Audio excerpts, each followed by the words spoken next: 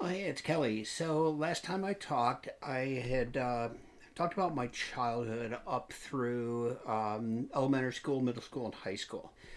So today I want to talk about my time in the military. So, um, as I had talked about, high school, up through school had been rough. No friends, had been picked on a lot, had a lot of suicidal ideation, suicidal attempts, and just a lot of depression, a lot to deal with, not knowing who I was, what I was dealing with. Again, we got to think about the time frame: 60s, 70s, 80s. There wasn't any information out there about gender dysphoria. It wasn't even called that. And so I really didn't know what was going on with me, and I was totally lost. So after high school, I'd gotten married. I think I'd mentioned that. I'd already had a child. Right after high school, I started college. Didn't do very well. I was so immature. It was crazy. 13 days after I graduated high school, I started college because I didn't do good in testing. I didn't do good. Yeah, see, there's proof. No, I didn't do well in the testing, placement testing. So I had to start right away and take remedial classes. And I was so immature. I wasn't ready for college. To me, it was just a big party, and that's what I used it as. And it was tough because I wasn't focused. I was not doing what I needed to do, so I struggled. And so that summer, I took classes and I did okay. I commuted. Fall, I started commuting, but then I decided to live on campus, and that was a huge mistake because I had friends from high school who were there. And as soon as I moved on campus, that was kind of the end of it. It just became party, party, party, party. That's all it was. I wasn't going to classes. I would just get high and drunk all the time, and it showed. So that first full semester after summer, the fall semester, my grades were horrendous. I was on academic probation, and I started the second semester, and halfway through that semester, I just it was to the point where I just wasn't even going to class anymore.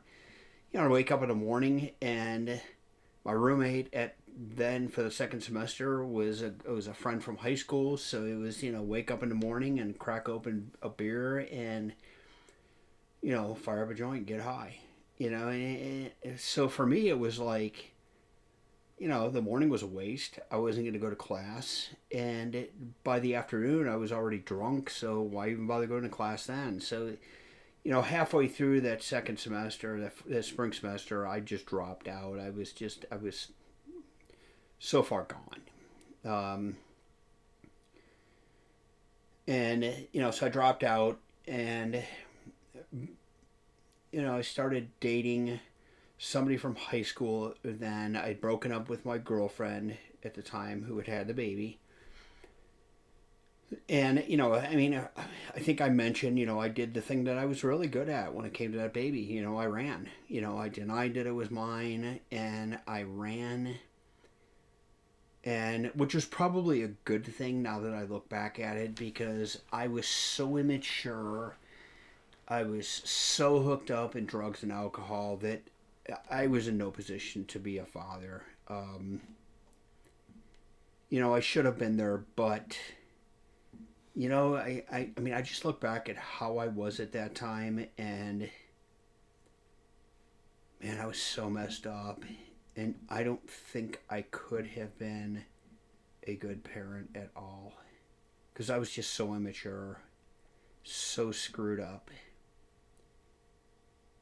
you know, and yeah, so I ran, ended up getting another relationship. We ended up getting married pretty quickly, and it was kind of crazy. I had always liked this girl. I'd known her through middle school and high school, and there were some feelings there, and I could say that I loved her. honestly say I loved her. And I never said anything about the cross dressing or being transgendered because I had truly believed that marrying her would change me. This would be the thing that would be like, okay, well, this proves to you that you're a man. This is what it'll take. And if you do this, then you won't have those desires anymore and everything will be good. So, I never said anything to her. But it didn't last long at all. And, those desires came back right away. And it it's like, crap, what is this thing? So it drove me nuts. And, it just consumed my life. And it wasn't long before it just took control. And I ended up ending that relationship with her. And it wasn't right the way I did it, but I just, I ended the marriage in less than a year. And, I was such a mess. I didn't know what I was doing. I was so confused. I was drinking heavily. I was still using drugs. And I ended up getting into another relationship right away with a girl who was and here I was living in Illinois at the time, and she was in Ohio. I was going back to Ohio to visit my mom and other family and that, and yeah, so I get in this relationship, and I'm driving back and forth between Chicago and Ohio, and I'm hitting a bar all the time, and I'm drinking it heavily, and I'm driving, and it was just insane, and it just, I was so out of control. And then I quit my job in Chicago area. Decided I was going to move back to Ohio to be with this. I met somebody. I'm going to be with her. So I moved back, and because of my alcoholism and that relationship falls apart. And then next thing I know, I'm just totally out of control with the drinking, and I'm just totally lost, and I end up with a DUI. I was 20 years old, and I was really drunk. I had done probably, I don't know, 15 to 20 shots of Jack Daniels, and had a lot of beer, and I was .298 with the breathalyzer, and it wasn't good. I got locked up, went to court, and even the judge, when he read everything that I had said to the officers and read everything that, all the circumstances, he just, he had said, you've got a problem. You're 20 years old, you've got a .298 blood alcohol content, and you're able to speak and function. You got a drinking problem. And, I knew I had a problem. And I knew I needed to do something. But I didn't know what. And I didn't know how. So at that point, I moved back to Chicago. Because I knew that being in here, in Ohio was not doing me any good. So I moved back. Well, I lost my license in Ohio too. So, I figured I still have my license in Illinois because they never said anything. It was just Ohio. So I moved back to Illinois, and I decided to get, kind of get it together. So I became a security guard. I got licensed for armed security. I just turned 21, and I did very well. I worked for Wells Fargo Guard Service. I got promoted very quickly. And next thing I knew, I was working in the office, and I was the branch manager, and at 21 years old, and I had a lot of responsibility. I had about 400 employees underneath me, and I was working some serious hours, and had a lot of responsibility. And, so I went from like this totally crazed alcoholic addict to now this like person who, I wasn't drinking. I didn't have time to drink. I was so busy, and I was so focused on work. So, I just went from one extreme to another, and I burned out so quickly. And, Yeah, it was just ugly because when I finally did burn out, man, I just went straight back to the drinking, and I knew I needed help, um, and I just at one point I just thought, my life's a mess. I can't hold it on a job. I'm an alcoholic. I'm an addict, and I need to do something. I need to get some discipline in my life. Why don't I join the military? So I did. I tried to join the Air Force, but because of the DUI, I couldn't. So I was able to join the Army. I scored very high on the ASVAB. My recruiter's like, "Hey, you can have any job you want." And I was like, "You know what? I want to go in the artillery." And my recruiter's like, "What are you talking about? You can go in the medical corps. You can do anything. Why don't you pick a job that's easier that you can do something with?" And I'm like, "No, I want to be in the artillery." And my whole thought behind that was, oh man, if I go in the army and I do something that's like combat arms, then I could prove to myself that I really am a man. Infantry, artillery, armor, something with tanks or cannons or, and that was my whole thought. And he just like, he kept looking at me like, "You're an idiot," and he kept saying that too, and like, "You can have any job. Why are you doing this?" And I'm like, the whole time I'm thinking, well, I'm going to prove to myself, this is it. Look, you're going to prove to yourself you're a man. So I did it. And, I mean, I went into basic training and I had a good attitude, and I was older. I was 22 by now. So I kind of knew what was coming. And, I kind of knew it was a head game. So I played along with it, and I did fairly well in basic. There was a few times when I wanted to quit. But, for the most part, I did pretty well.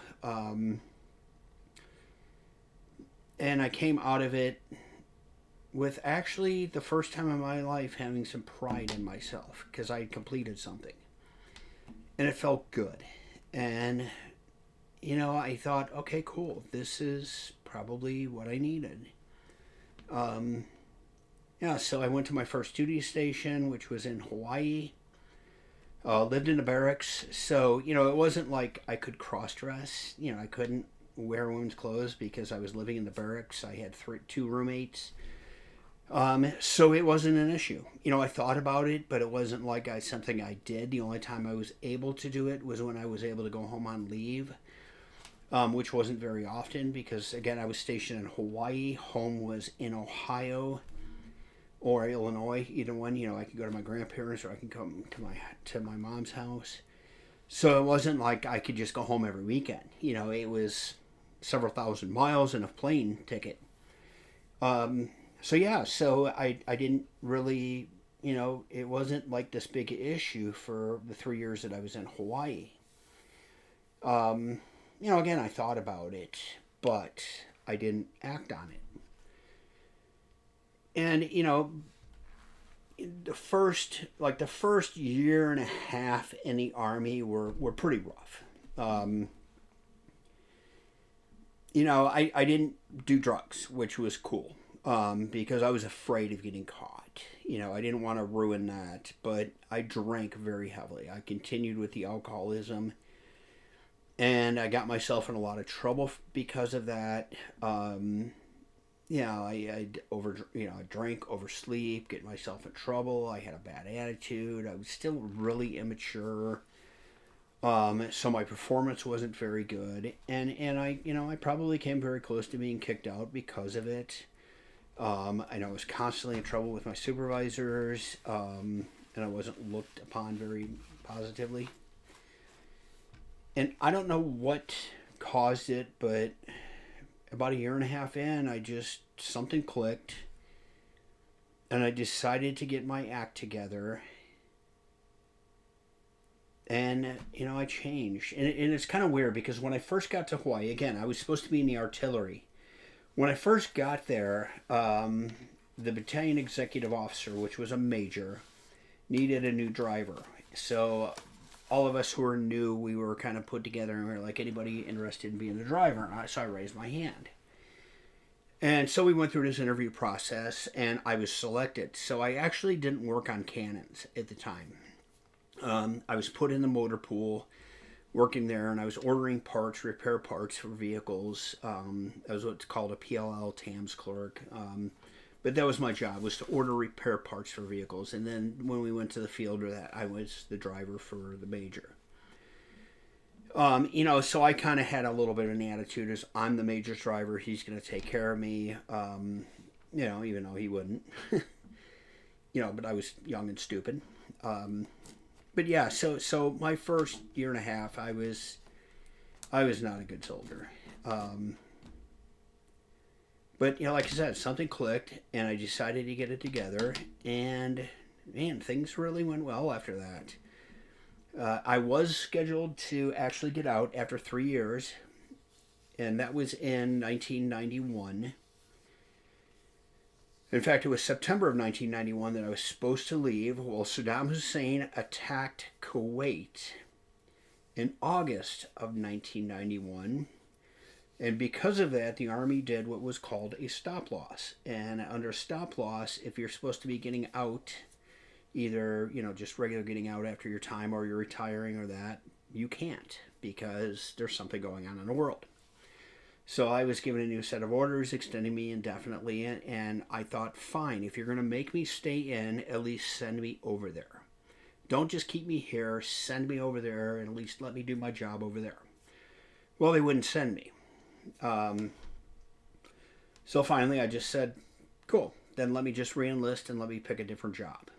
So I was able to do that, and I picked X-ray tech.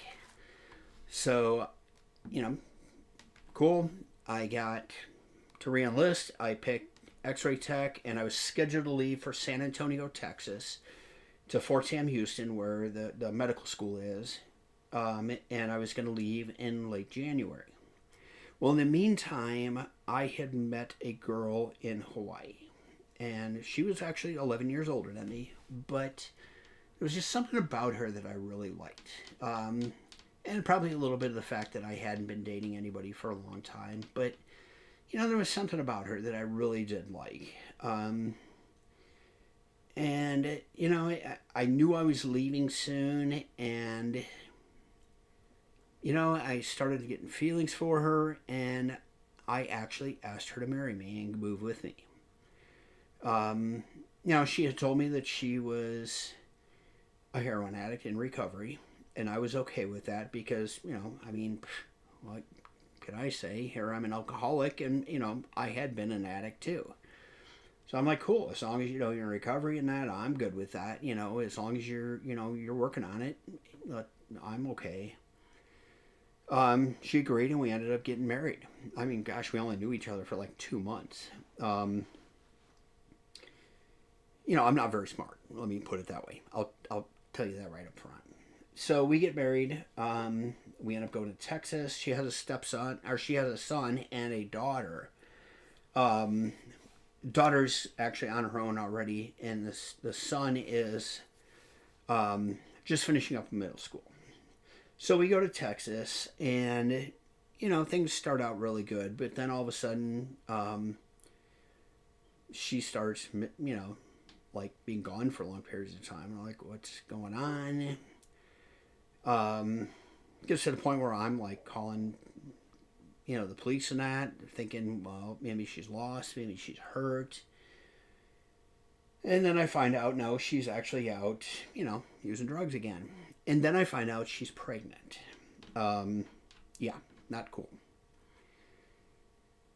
And it was ugly for a while there. She actually finally agreed to get into treatment. And it was very unfair on my part because I should have also got into treatment for the alcoholism, but I didn't, and I kept drinking, which was bad. Because it wasn't fair to her, and I should have done something, but I didn't. But yeah, so I spent a little over 6 months in Texas in training, and then we got transferred to Fort Lewis in Washington State up near Tacoma. And she was actually doing pretty well. And we got up there, and at first I was still drinking, and we got up there, and after a little bit she started using again, and then she came to me, admitted it, and we sat down and we talked. By now she had had the baby. It was a girl, and we had talked, and we both agreed that we needed to get our lives together because we had a baby, and we wanted to work the marriage out. So we both got into programs. I went through my chain of command and I got into a program, and things got better pretty quickly. We were in separate programs, which was really cool because it's always tough when couples are in the same program. So we got into separate programs, we were doing separate meetings, and things really got good. Between us and with our daughter, I quit drinking. She wasn't using or drinking. She didn't really drink that much anyhow, and things were really good for a long time. So we finished up my training there, and we ended up moving to the Mojave Desert in California, and we had a really good life.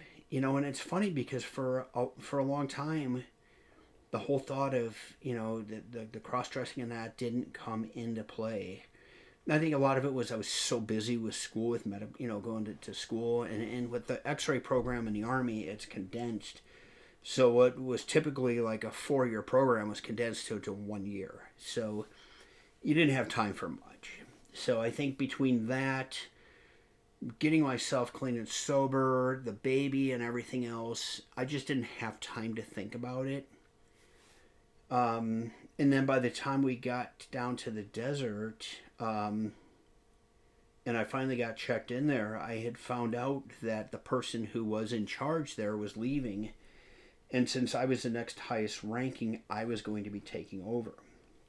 And that was within 4 months.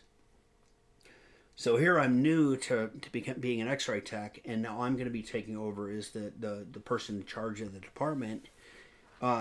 Because our radiologist was not a military radiologist. It was actually a civilian, and you can't have a civilian in charge of a department. It has to be somebody military. So being enlisted, I was actually put in charge of the department, which is stressful, very stressful when you're going up against colonels and captains as a non-commissioned officer.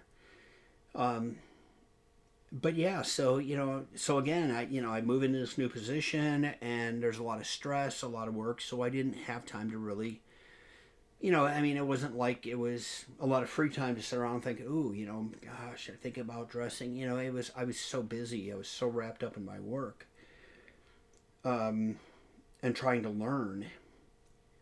So for a long time, it didn't really it wasn't an issue. As I got better at my job and things slowed down, it began to creep back in again. And again, I didn't tell my wife because I thought, there's these feelings, and man, I don't feel like I want to do that anymore, so maybe this is the answer. So I didn't say anything. Again, my fault. I should have said something, but I didn't.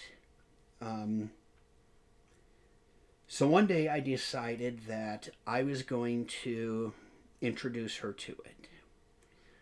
So I actually dressed in some of her clothes, and we lived in like a 2-story townhouse. So she was downstairs, and I came downstairs dressed in her clothes.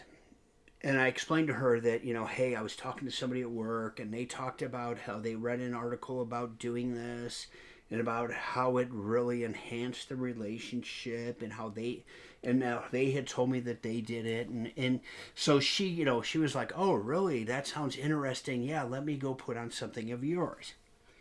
So so she did, and we did this role play, and it was fun, and she enjoyed it, and so that was how I kind of introduced it to her. Well, she had fun with it, so she was like, yeah, we need to do that again. I'm like, cool. Well, then it became a once-a-week thing, and then twice a week, and then I wanted to do it 3 times, and then more, and then she figured it out. And, it was, again, I should have been upfront and I wasn't. And that was my fault. Um, so we talked about it, and she had said really, she didn't want to continue with it, especially as much as we had. So I said, okay, great. I don't want to ruin this relationship. Okay. But over time, it just kept creeping up, and that the urge and the desire was just there more and more and more. And finally, it just got to the point where I just said to her, "Look, I need to dress. I need to be me more often, and I'm going to whether you're there or not." And that was the end of the relationship. And it's sad because had I been upfront in the first place, either maybe it would have worked out, or maybe we never would have gotten to that place. And by now we had two daughters, and it's to put the kids through that was tough, and to break up the family, especially as hard as we worked to get it together, and it was my fault, and I take full responsibility for that. you know um, but yeah, but here, here I am in the military, and I'm an x-ray tech. I'm running a department, and man, my career was on fire. I mean, I was getting awards and accolades. I mean, I was the youngest um, the youngest person to be in that position. I mean, here I was an E5 sitting in an E7 position at 25 years old, running a radiology department, and I mean, I was doing well.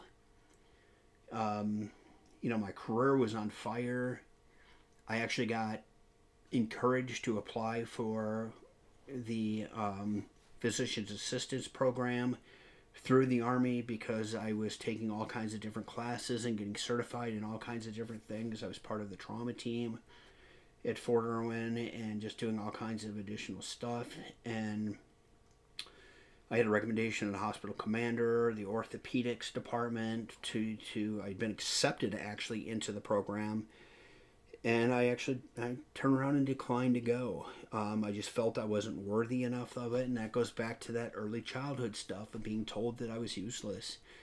And it stuck with me. But here I had this amazing career going, and it's funny, and part of it was because here behind the scenes, not understanding it at the time, but I was transgender, and I felt like because of that I wasn't worthy.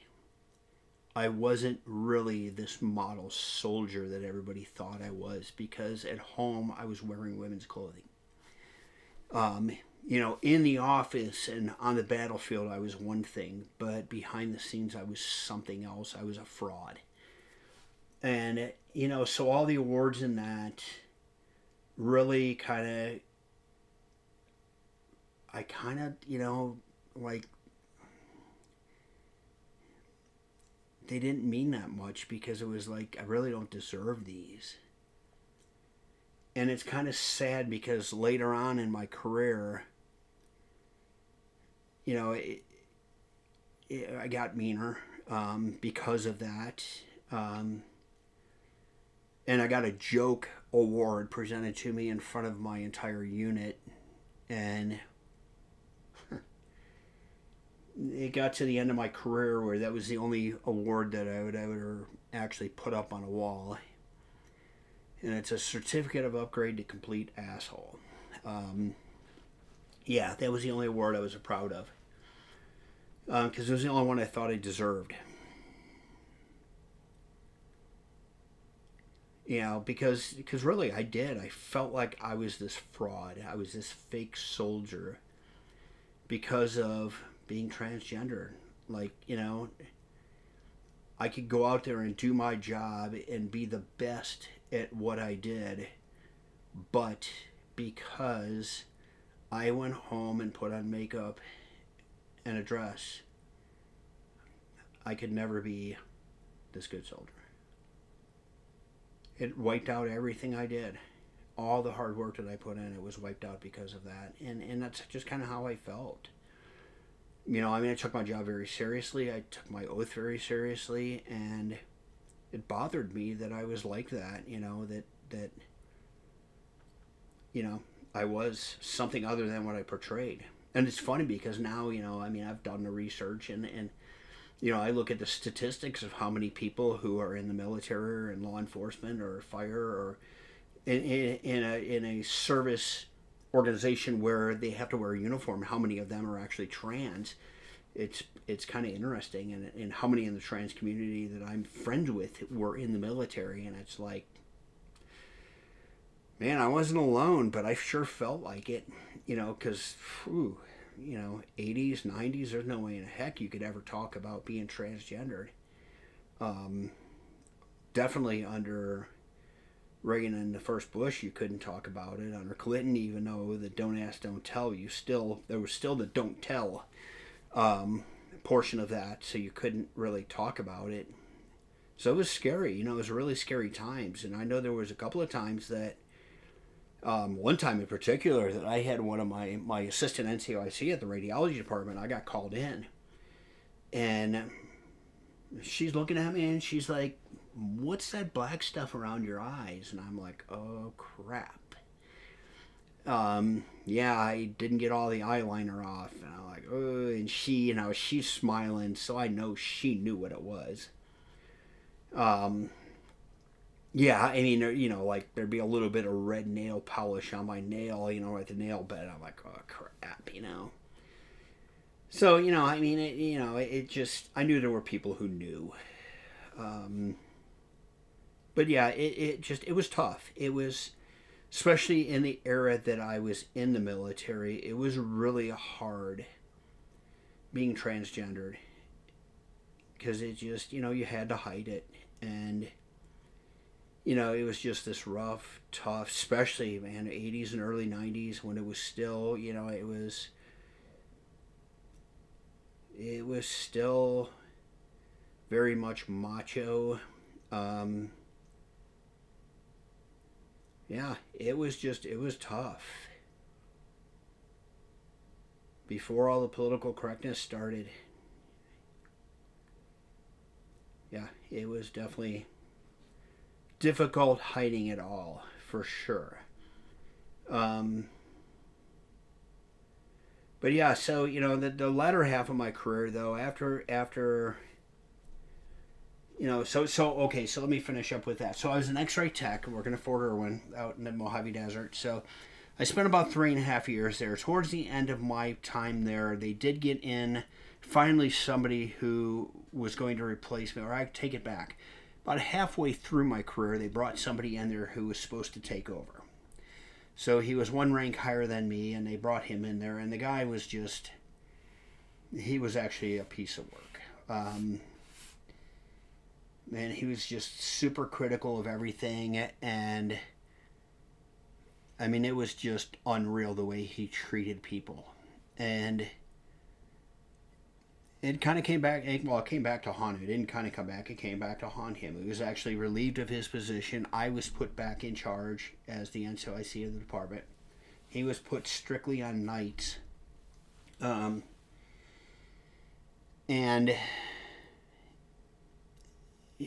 I was put back in charge. Towards the end of my time there, though, they did bring in 2 other people who were superior ranked to me to run the department, and I kind of stepped back and became quality control until my time of departure there. And then I actually was getting out of the Army right after that. And part of the problem was I had received a lifetime dose of radiation at one time. We had a airborne unit come in and do a jump in the middle of the night with high winds, and we had a mass casualty event. At the time, the hospital at Fort Irwin only had 2 exposure rooms, and we had like 300 patients come through. Most of them needed neck x-rays, and to do that you have to pull their shoulders down. Since I was in charge, and we needed the 2 exposure rooms to do other x-rays. We used a portable x-ray machine to do the neck x-rays in a hallway, because we had to do those first to make sure we could do the other x-rays. So I pulled a traction and let one of my other techs shoot the x-rays so they were protected, and I took a lifetime dose. So I couldn't really shoot x-rays anymore. I was overexposed. So I was getting out of the military, but I was going to join the National Guard from there. So I got out. We moved to Oregon from there, and I actually joined an infantry unit up there, and I was a platoon sergeant. And right away, I ended up going active guard and reserve, which is basically active duty within National Guard. So I was full time, and I was a training NCO, operations NCO, and supply sergeant while I was there. Spent 3 years in Oregon, and then I was transferred to California. Again, my wife and 2 daughters were with me there in Oregon. That's where we ended up separating and splitting, was there. And she moved back to California with my daughters. And I asked for a transfer, which was granted, so I moved back down to California, and was with an aviation unit there near my daughters. And so I was with the California National Guard. And again, here I am. It's I think it was 1999. I'm now in the state of California, and I was a supply sergeant, for a heavy lift helicopter unit. And then I was getting ready to be transferred to a higher echelon command for the property book unit. So this was a unit that, or the position I was going into was, we oversaw all the military equipment for each unit, and we had 38 separate units underneath us. So I was being moved to there because of my expertise in the area of logistics and property management. So I got to move to there. It was actually a very good move for me, career-wise, and so I slipped right into that. I was single again. Had my daughters like 50% of the time, which was really cool. Spent a lot of time with them, and very active in their lives. And things were going fairly well. Again, I'm still hiding the fact that I'm transgendered. Dealing with depression. I was drinking very heavily again. That picked up when I was in Oregon, when I separated from my second wife. I started drinking again. And, so moved to California. Drinking very, very heavily again. Went out one night in particular. Actually, this was after 9/11. So when 9/11 happened, my supervisor at the time, who was the property book officer, I was the NCOIC, he was the property book officer. He was actually in Alabama in school and was stuck there, couldn't fly back. So I had to take over. And we immediately got orders for several of our units to be deployed. So I had to do the mobilizations on those units, and I was traveling a lot at the time, and I was staying at one of the units that we were working with, getting them ready for mobilization to Afghanistan. And one night, a group of us decided to go out drinking, and we got pretty drunk. And, one of the patrons in the bar decided to make a comment to one of my friends, and I had a little bit too much to drink, and I decided to, shove him, and a fight nearly broke out before the bartender and the bouncer were able to separate us, and we were asked to leave. Which we did, but then I decided I wanted to go back and finish that. So we did, and so we were sitting outside the bar waiting for this guy to leave. The waitress came out and saw us, or the bartender came out and saw us, so she called the sheriff's department. Fortunately, I was smart enough to take the keys out of the ignition and throw them in the back seat of the car when I saw the sheriff's department pull up. So I didn't get a DUI, but yeah, it was not good. So this was my second run-in with alcohol in a police department, and, not cool. So that was kind of another wake-up call for me many years later, and I took it to heart, and kind of got my act together a little bit there, and cut way back on the drinking.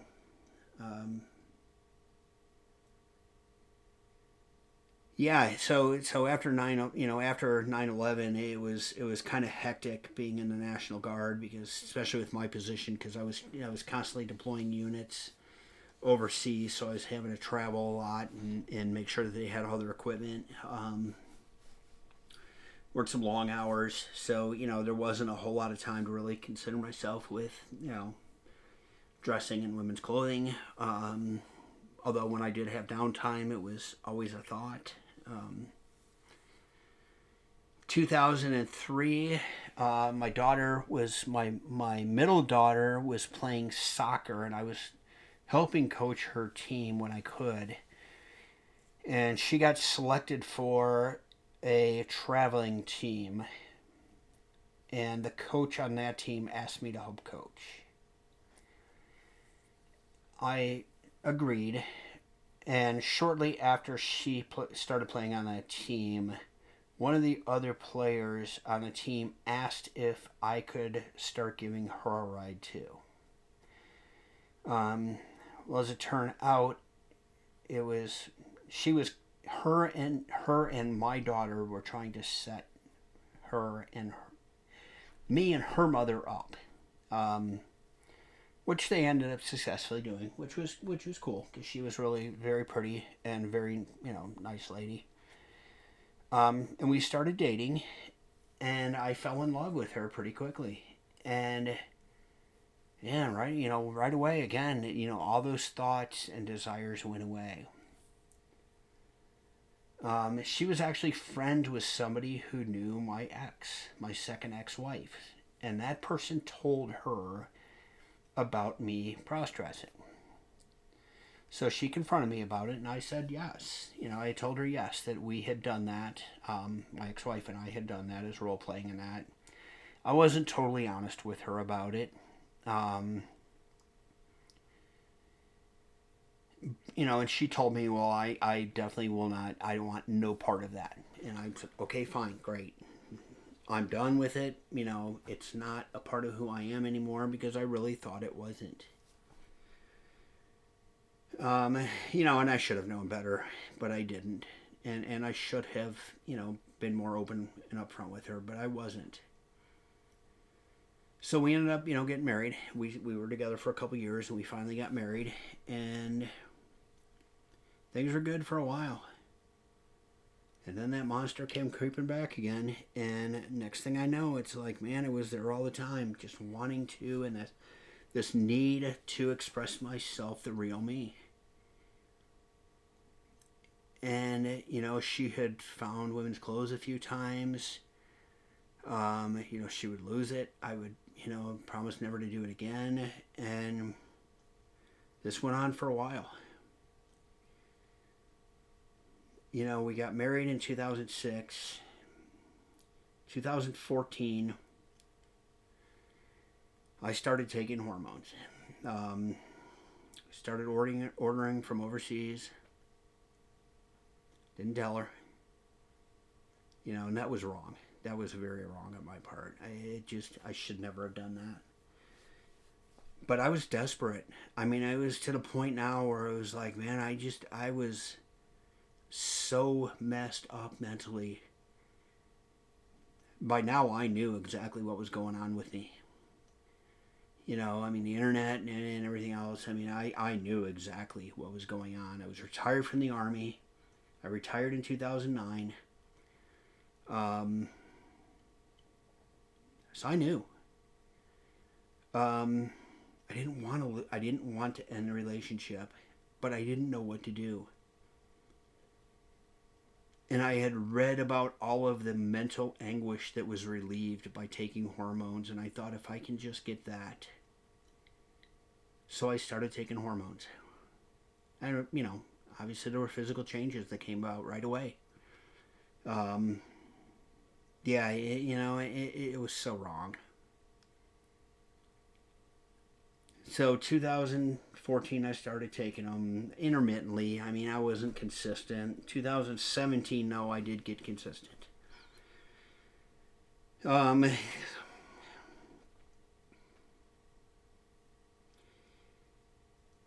Yeah, so 2021,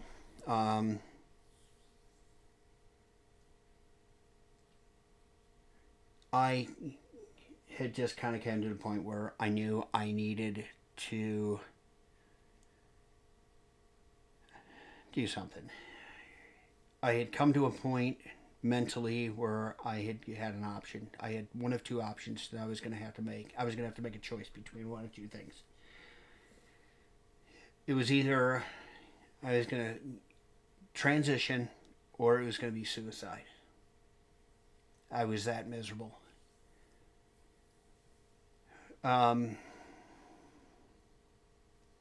Yeah, I mean, it was just, every day was just pure hell. I just, man, it was just nonstop screaming at God. Why did you do this to me? Why would you make me this way? Not understanding, begging for mercy with no answers.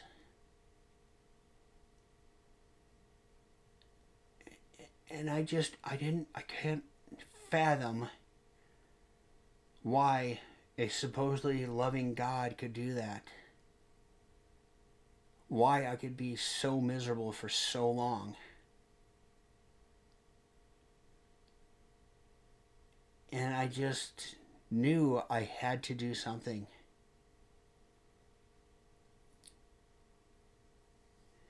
So I made the decision to move. So I moved back here to Ohio, and I told my now ex-wife that I was coming back here to get therapy, which in a sense I was. I wasn't getting therapy. It was for me to make some hard decisions.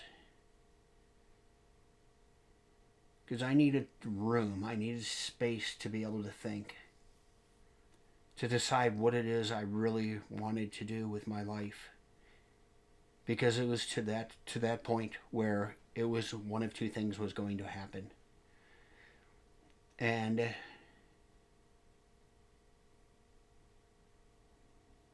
yeah, so August of 2022, I finally made the decision. It took me that long to make that decision, and I was miserable until then. And I made a decision then to transition.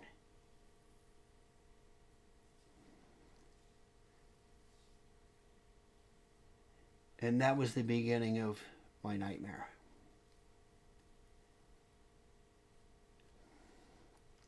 So once I made that decision to transition, everything else from my childhood came back.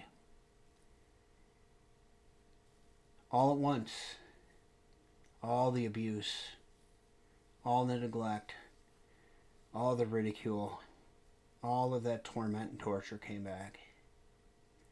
It's all hidden behind the fact that I was transgendered. Because it was easy to hide everything behind that, because I was always forefront. It was there every single day, but the rest of that stuff I could hide behind it. Yeah, so that was rough. I'm doing this because I started writing a book, and that really screwed me up. I had to stop that writing process, so I'm going to try speaking it, and it's still rough, but it's a little easier. And yeah, so that's where I am today. But that's a little bit about my military career, a little bit about my adulthood. There's more. Trust me, there's a lot more. But I kind of wanted to go through a little bit of my military career. I did want to touch base on that whole, that concept of feeling like a fraud. Because it was very much so through that 20 plus years where I did feel like a fraud. You know, I'm one thing on the outside, but behind the scenes, I'm something else. And it, probably stems a little bit from childhood. Um, but yeah, there was, that little bit of, I'm portraying something that I'm not.